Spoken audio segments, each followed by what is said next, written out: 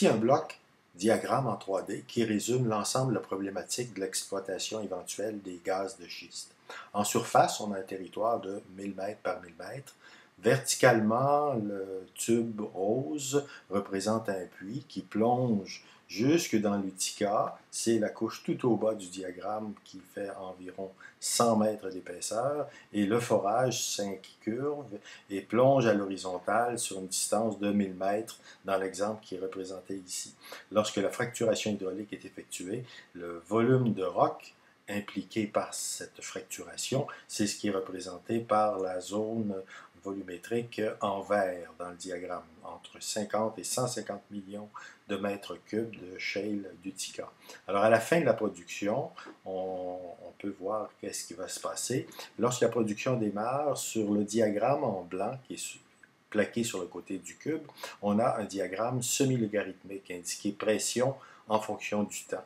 Alors là, le débit et la pression sont très élevés au moment où on démarre la production.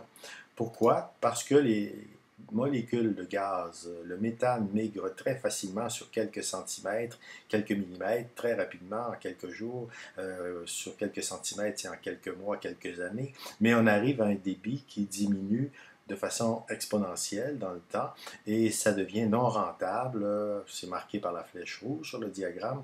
Après un certain temps, quelques années en général, le débit n'est plus suffisant pour assurer la rentabilité. À ce moment-là, si on regarde la coupe qui représente deux fractures blanches avec des grains de sable, mais on voit qu'il y a encore du gaz emprisonné dans le shale. C'est tout ce qui est vert représentant du gaz encore présent.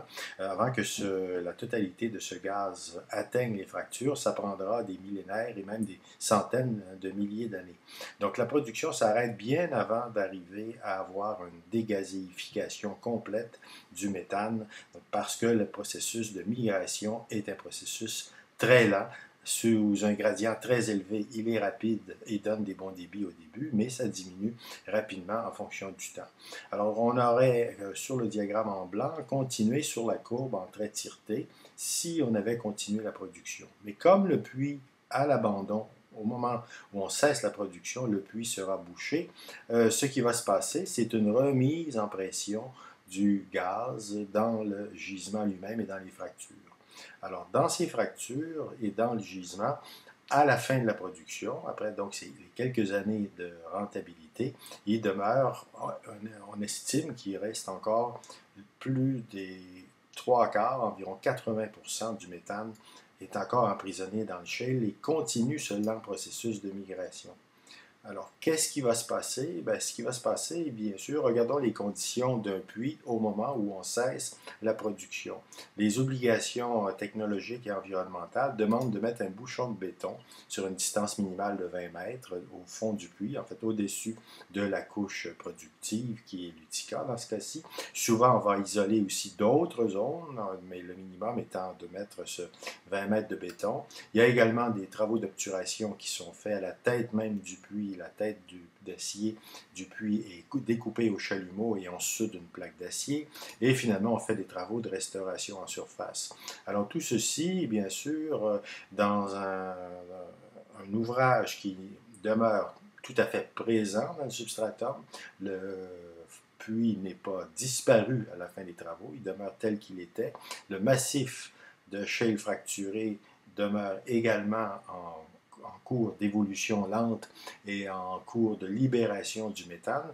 Alors, la durée de ce processus va s'étendre sur des temps incommensurablement plus longs que la durée de vie technologique du puits. Alors, quelle est la durée de vie de la structure abandonnée? C'est des questions qu'on pose à gauche ici. Ce puits, évidemment, une fois qu'il est abandonné, il est enterré. Sa tête n'est plus accessible. Il n'y a pas d'inspection. Les coulis vont se dégrader en milieu sursalin et en présence du CO2, notamment, c'est connu. On ne parle pas d'oxydation, on ne parle pas de corrosion par des processus impliquant l'oxygène ici, mais on parle vraiment de dégradation des coulis en fonction des conditions qui règnent dans le substratum, en fonction notamment de la présence des fluides qui ont servi à la fracturation hydraulique, etc. Alors, la remise en pression de ce volume de roc fracturé va se faire sur des décennies et la durée de vie du puits, avant qu'il soit dégradé, qu'il ne puisse plus résister à cette pression-là, amène à un processus qui fatalement va se manifester sous forme de problèmes de fuite qui deviendront très importants à partir du moment où il y a encore 4 fois plus de gaz dans le gisement que ce qu'on en a extrait. On lègue aux générations futures un problème absolument incommensurable et insoluble. Si on regarde un puits classique, un simple forage, bien, ça implique un volume d'environ 1000 m3. Si on regarde un gisement classique, un forage pour aller extraire du gaz dans un gisement conventionnel où on ne fait pas de fracturation hydraulique, ben, il y a également aussi un volume de roc du même ordre de grandeur.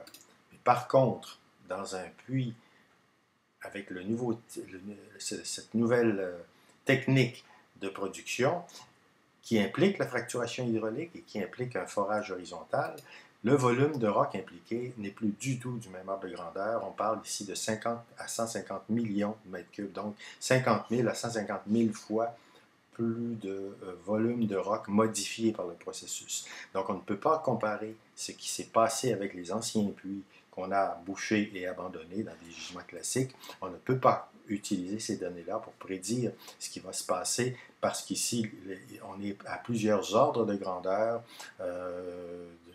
dans un volume de roc complètement modifié et c'est totalement différent. Donc ça pose un problème dont on n'a pas encore de preuves expérimentales et on n'a pas une possibilité d'aller mesurer les impacts réels qui vont se produire dans 10 ans, 15 ans, 30 ans, quand ces puits seront dégradés et corrodés.